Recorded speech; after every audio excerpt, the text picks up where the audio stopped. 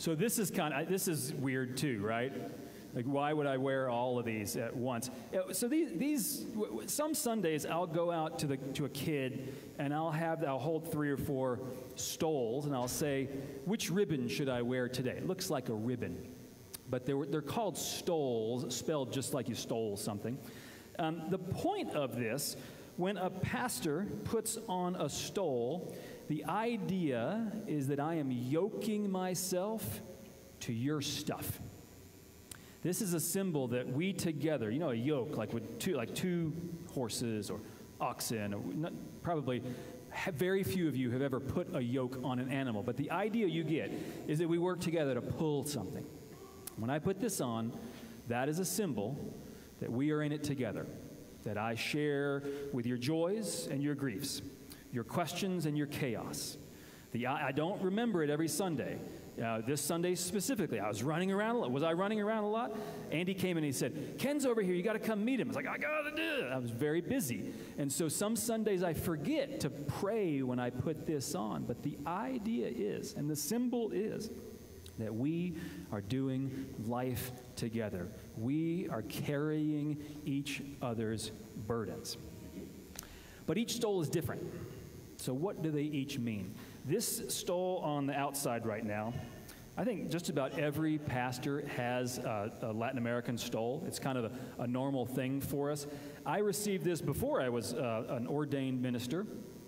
The senior pastor at St. Andrew Presbyterian Church in Boulder, Colorado, gave this to me.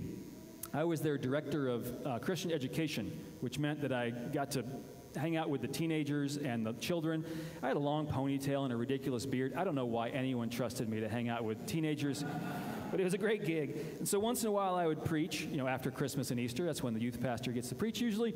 And so to carry that gravity, Stan gave this to me so I could wear this with some sense of my own integrity, that the job I was performing was to be partners with them, and now with you. Now, I'm not the only one with a stole on today, so I'm going to carry around a microphone and find out why some other people are wearing stoles. That was my first stole, and Brooke is wearing her first stole today. She's not an ordained minister, but she just married some people, so... I'm ordained, maybe not the way you were ordained. Oh yeah, there's those magazine tricks, right? Yeah, there's like online ordination, although I was an ordained elder, I guess, and we can wear stoles too. But so this stole is, I just married my niece, and this is why it's important to me. This was my brother's youngest child, and many of you know that I lost my brother about 13 and a half years ago. And I made a promise to him that I would always look out for his girls and be there for them, no matter what.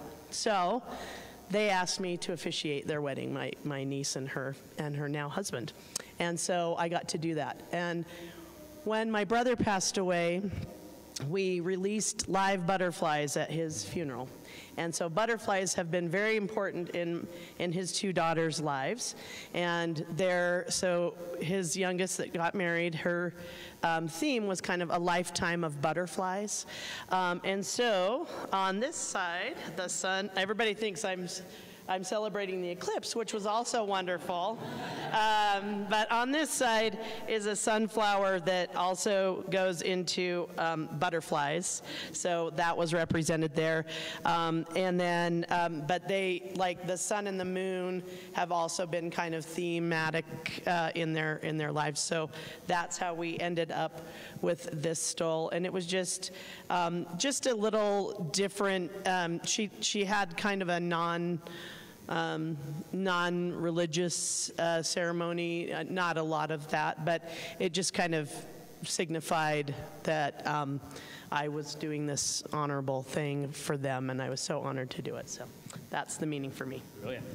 I don't need 2 microphones. And now to Reverend Ken here, who is with us in person for the first time in a long time. He's been online a lot. He's who we wave to when we're waving online. Good morning. It's great to be here. In many ways, I feel like I'm back home. My stole. Well, many years ago when I was the Presbyterian executive here, oh yes, and stated clerk, we did it all back then, and I went to a Presbyterian women's meeting, and I think I scared them because they'd never had a man, let alone an executive, come to one of their meetings. Well, I kept that up for the next 7 years, and so they gave me a whole set of stoles. Now, I have to tell you, I didn't start off well with the Presbyterian women, because I got up there all ready to go, and I said, I am so proud of Presbyterians, and everybody booed. I didn't know that they had changed their name. In the old days, it used to be Presbyterian. So they booed, and I said, what should I say? And they said, Presbyterian women. And I said, fine. So 7 years later, that group made me a life honorary member of Presbyterian women. So even in my present retired state, occasionally I'll go to one of their meetings at Monte Vista Grove Homes in Pasadena, where I live. And at first it scared them. So my going away, they presented me a whole set of stoles. Now, I'm old, so I didn't put them all on, and it probably wouldn't go in my suitcase anyhow, because I had so many other things there that I didn't need. But this is one of that set that they gave me when they made me an honorary life member of PW. And so that, oh, by the way, Pastor Hanson, today, first time in my whole life that I can remember, in honor of the way you folks conduct services, I wore blue jeans.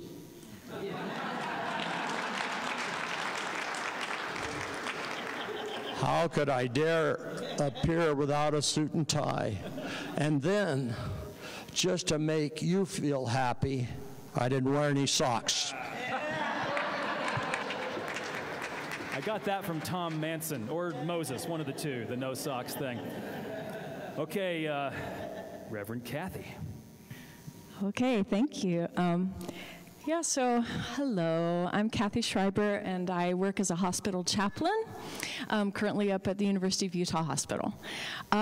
This stole was presented to me by my fellow chaplains at St. Mark's Hospital. That's where I got the bulk of my training and how to be a hospital chaplain, and so as a gift at my ordination, which was September 30th, 6 years ago, they presented me with this.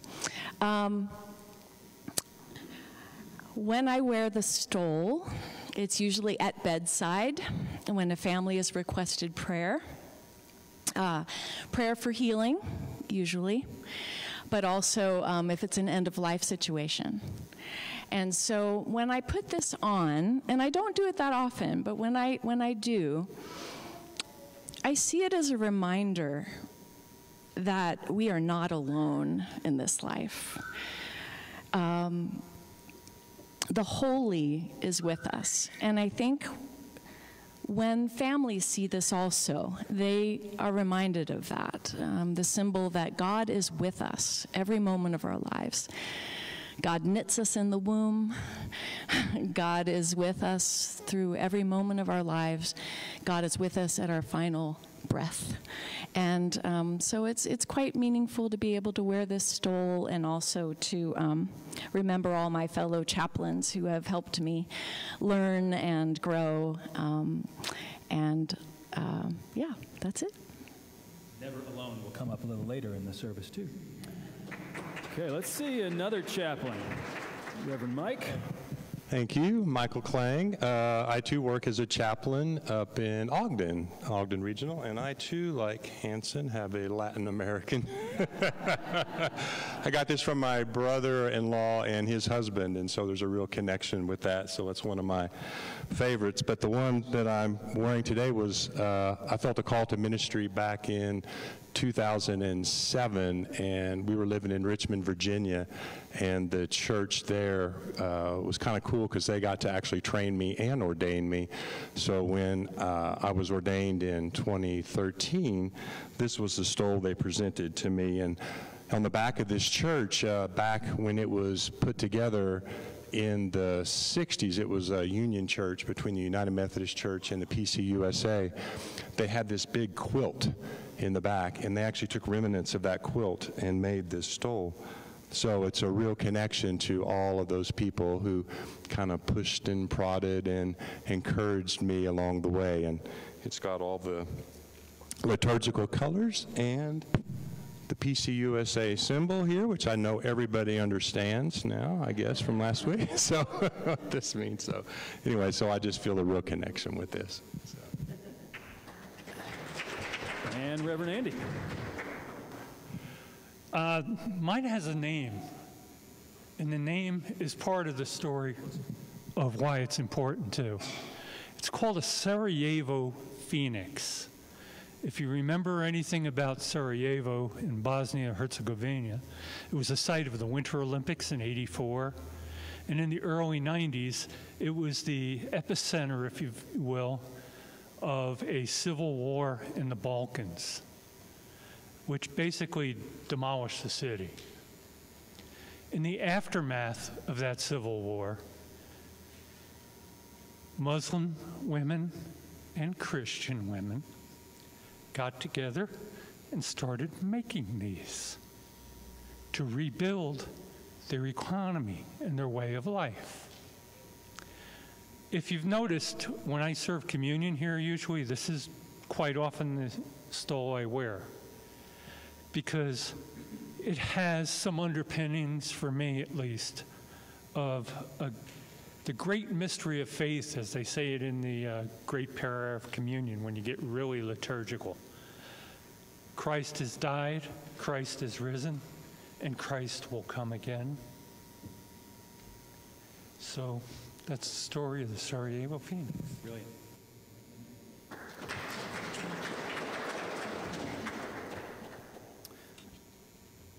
So this kind of plain one came from the Reverend Harriet Isbell. When I was at my church in Boulder, Colorado, I didn't want to be a pastor. Some of you got stuck in your jobs too. I tried everything I could to do anything else. I was a professor, I was a coach, I was a camp nurse. I did everything I could. But eventually, God's call becomes God's call. And when I left to go to be an ordained pastor, Harriet Isbell gave this one to me. Now, part of the reason I fought is I didn't think I was worthy, and Harriet believed in me. Harriet was the kind of woman, she's passed several years ago now, she's the kind of Southern woman that when she says, you know you said something dumb. And she said, a lot to me. But this I carried on from Boulder to Providence Presbyterian Church. Someone said looking out for each other was a way to understand the scripture we had. Providence means God looking out for us. And when I got to Providence, they made me wear this silly robe every Sunday, every single Sunday. I protested, but they gave me this stole when I got there.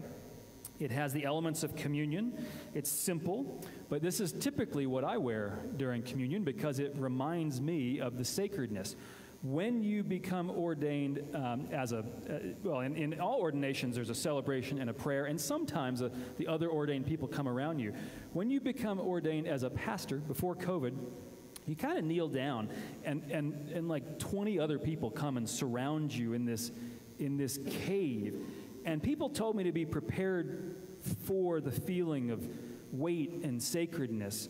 I felt that. And then I think the first time that I was serving communion, I felt that again and understood in another way how this church works together to care for people in prayer and in grief and in all.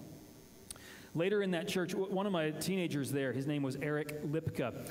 Eric was one of the leaders of the youth group. He went to all of the trips to the conferences, and you know, he would bring his guitar and play to the girls, and that's, you know, the best part of going to Presbyterian camps when you're a boy at that age. And then he would go to all the mission trips with our group.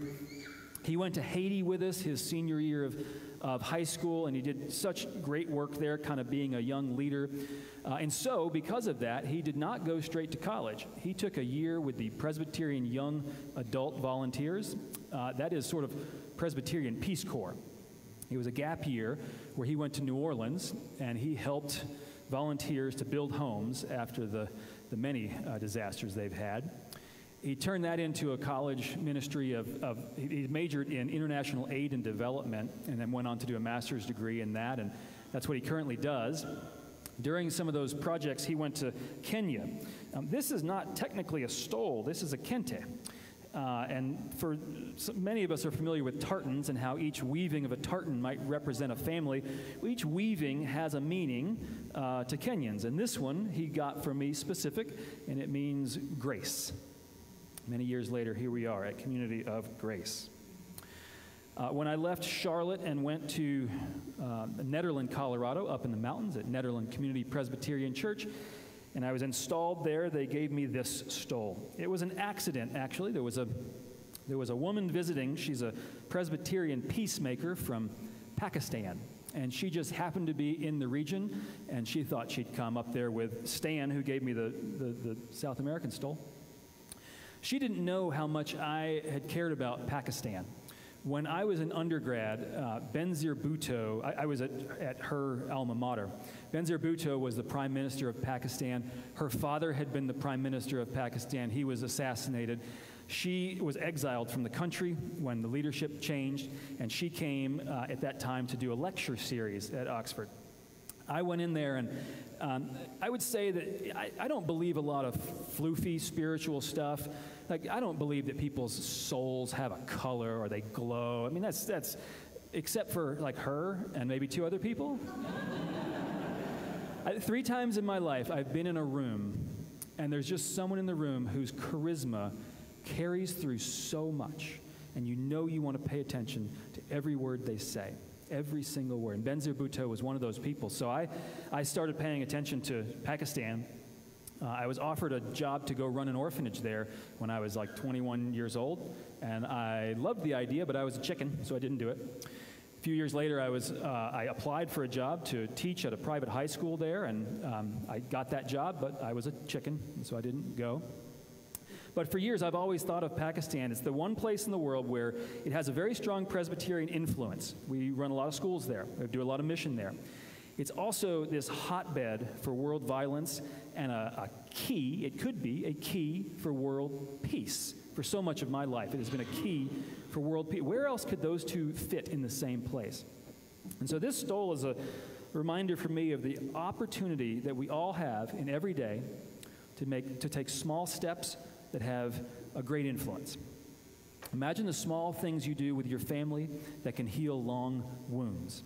The small things that you do in this church with a smile and a tender welcome that can heal someone's hurting heart that week. The small gestures we have through a week where we get into a rhythm of how to understand a world deeper than ourselves. The small things we do can carry deep hope into the world. And the small things that we do together can create a new texture of life that God is waiting for us all to find. May it be so. That is my prayer.